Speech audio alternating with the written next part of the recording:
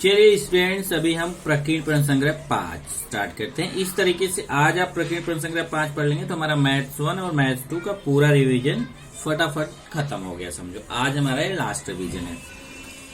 नीचे दिए गए बहुविकल्पी प्रश्नों के उत्तरों में से सही विकल्प चुनो। निम्नलिखित विकल्प में कौन सी संभाव्यता नहीं हो सकती है? तो जैसा देखो, संभाव्यता के लिए आपको पहले ही बताया गया था कि संभाव्यता का जो मान होता है वो हमेशा 0, मिनिमम 0, मैक्सिमम 1 या फिर 0 और 1 के बीच में होता है। तो वो चीज आपको यहाँ पर ध्यान रखना है कि जो संभाव्यता का मान है वो कभी भी 0 या 1 के बीच में रहता है। यहाँ देखिए, किसी घटना की संभाव्यता या उसी को प्रायिकता बोलते हैं 0 से 1 या प्रतिशत में 0% से 100% के मध्य या इसके बराबर होता है। मतलब 0 से 1 के बीच की संख्या रहेगी। अब 0 से 1 के बीच की संख्या को समझेंगे कैसे? तो उसका बहुत सिंपल सा तरीका रहता है कि इसके बीच की संख्या अगर दशमलव में रहेगी 0 दशमलव रहेगा, 0.1, 0.2, 0.3, 0.5, मतलब 0 दशमलव संख्या ऐसा करके रहता है। और प्रतिशत में 0 से 100% के बीच तो आप जान ही रहे हो, तो 1%, 2%, ऐसा 99% तक कोई भी संख्या हो सकती है। उसमें 0% और 100% भी इंक्लूडेड है। वो भी 0% और 100% को भी ले सकते हैं और उसके बीच का भी लेना है।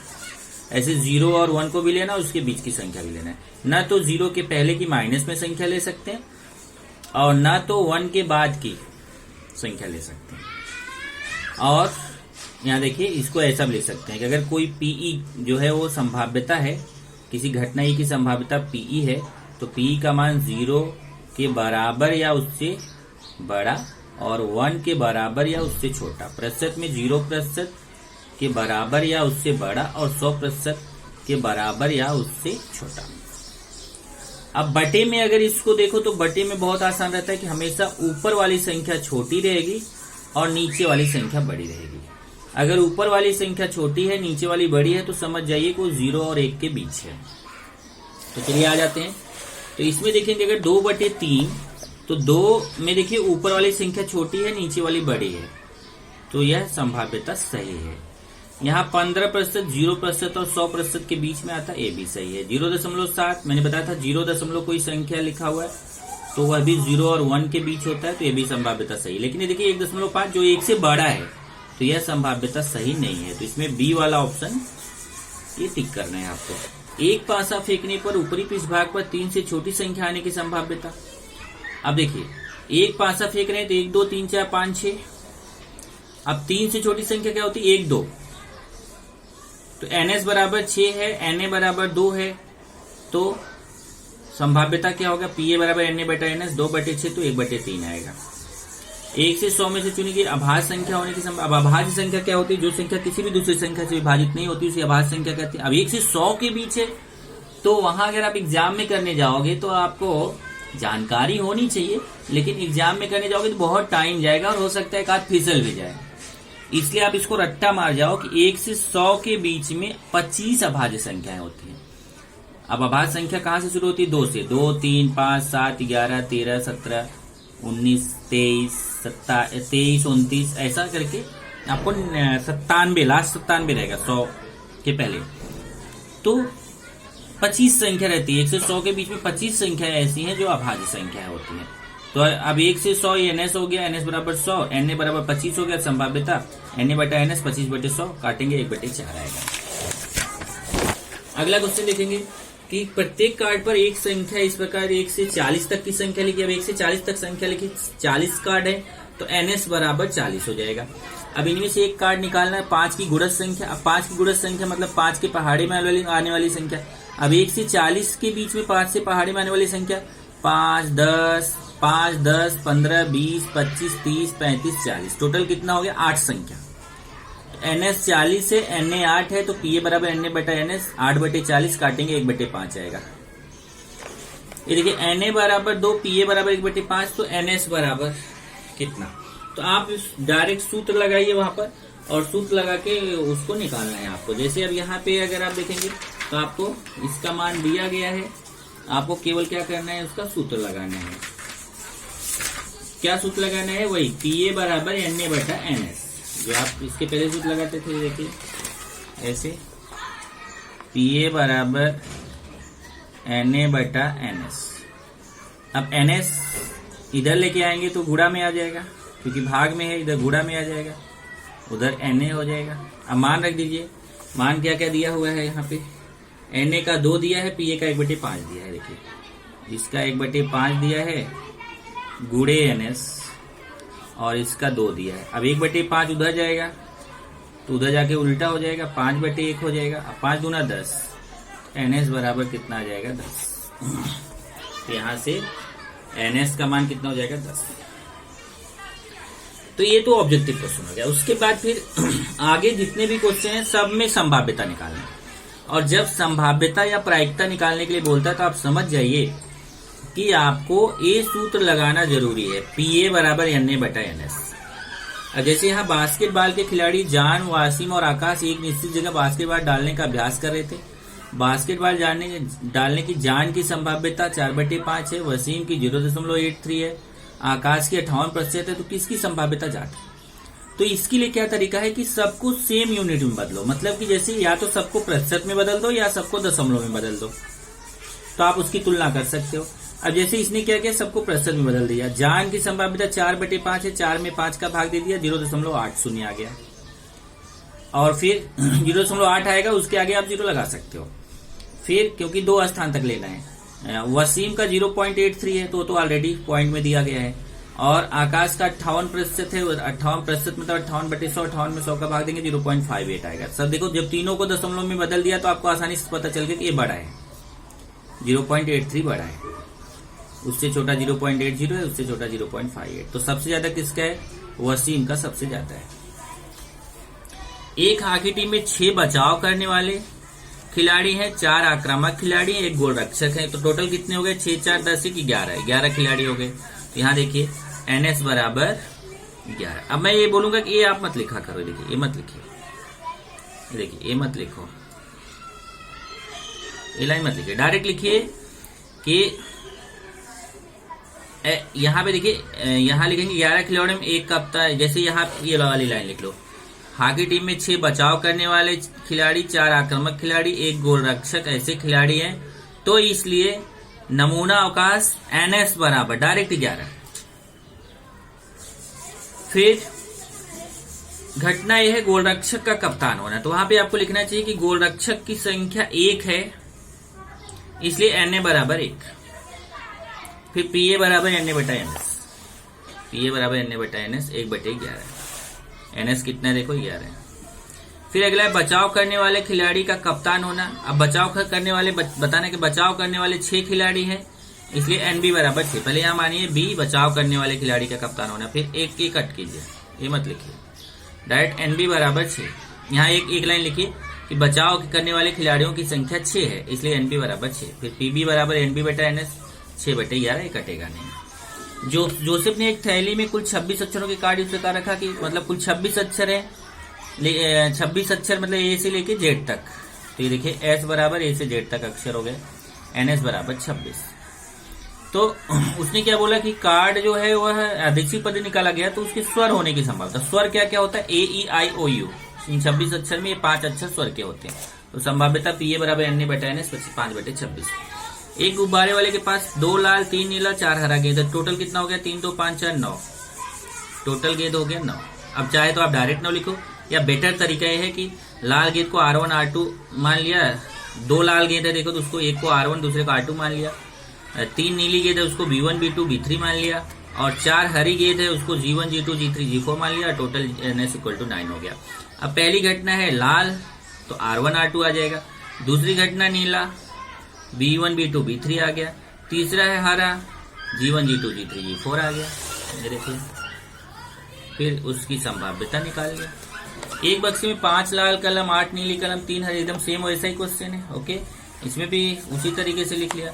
अब उसने यहाँ ध्यान देना कि लिखा है उस कलम के नीली होने की संभाव्यता ज्ञात करो। अब नीली कलम कितनी? 8 है। ये देखिए वैसा ही एक पासे के 6 पृष्ठभाग हैं, लेकिन जो 6 पृष्ठभाग है उसमें ऐसा 1, 2, 3, 4, 5, 6 नहीं लिखा, बल्कि ABCDE लिखा है और A लिखा है, मतलब A 2 बार लिखा है।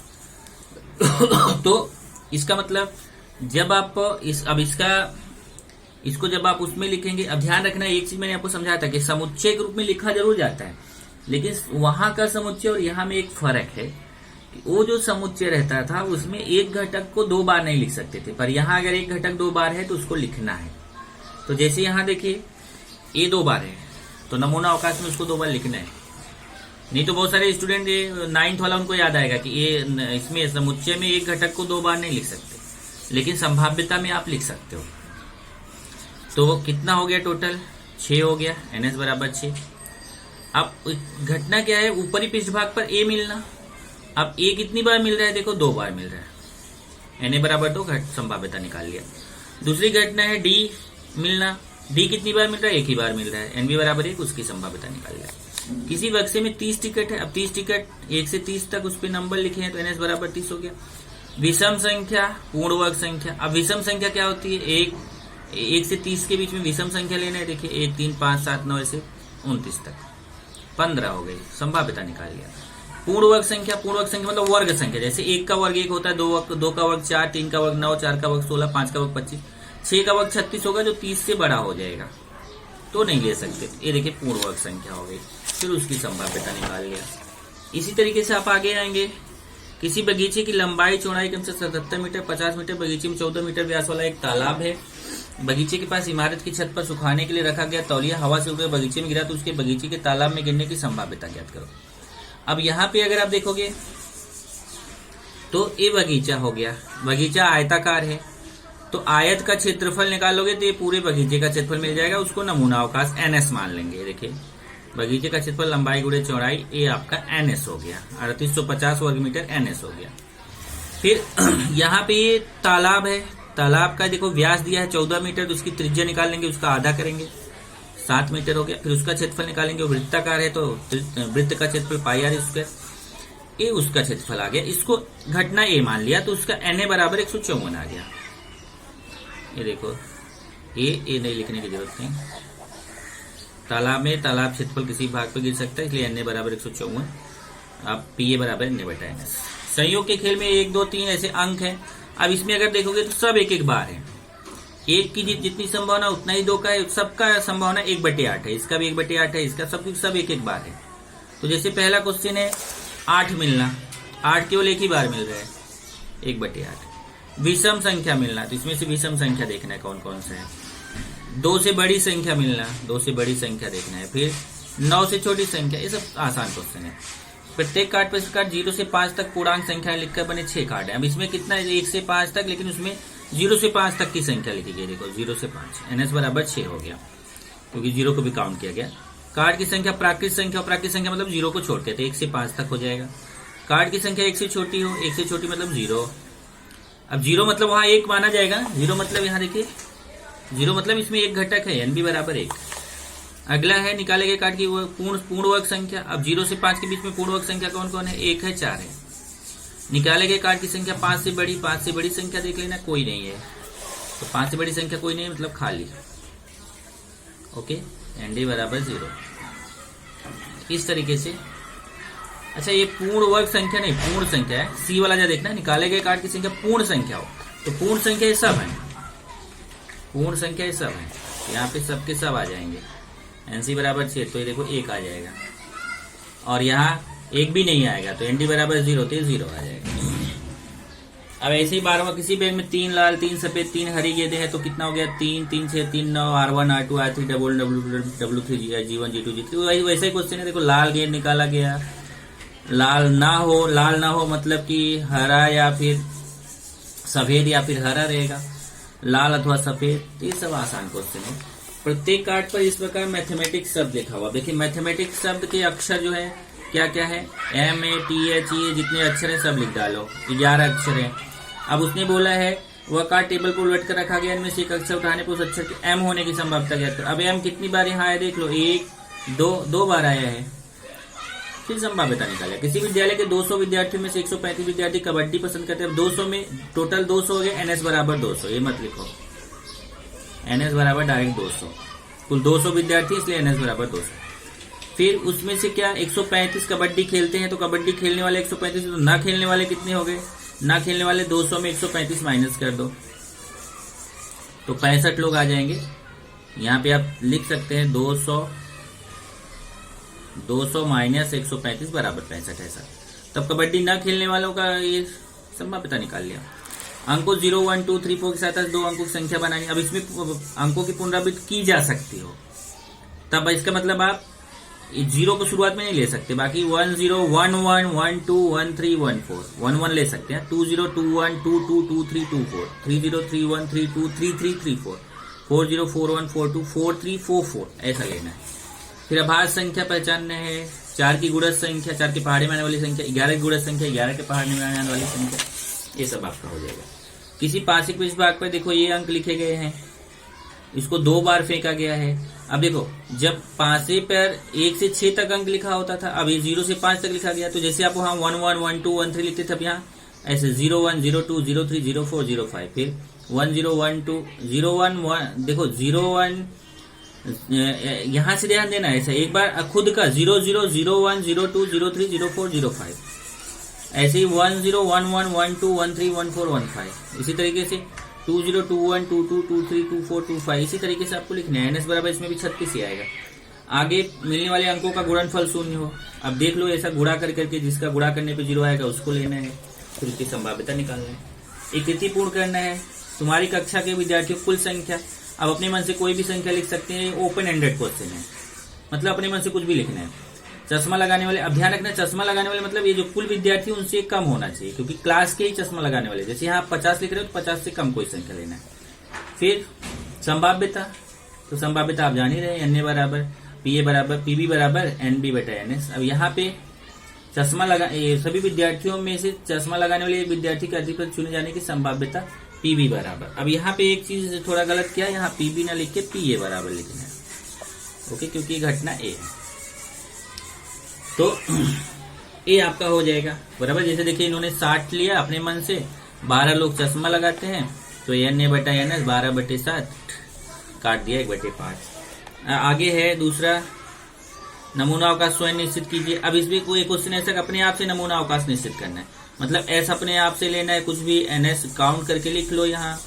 फिर यहाँ पे ए भी अपने मन से इसी में से निकालना है, लेकिन ध्यान रखना है कि यहाँ संख्या में लेना पड़ेगा। जैसे आप सिक्का वगैरह नहीं ले सकते, क्योंकि यहाँ सम संख्या बोला है। सम संख्या मतलब तो यहाँ संख्या में लेना है। तो सबसे आसान है आप पासे वाला ले लो, बराबर कि नहीं, तो वो आपके लिए इजी रहेगा। जैसे देखो इसने यहाँ पे थोड़ा बड़ा ले लिया, 1 से 100 तक अंक ले लिया, एन एस बराबर 100, तो यहाँ पे उसने सम संख्या लिया तो 50 आ गया, फिर निकाल लिया। तो इतना ज्यादा आप मत लो, आप कम लो, इस तरीके से आपको करना है।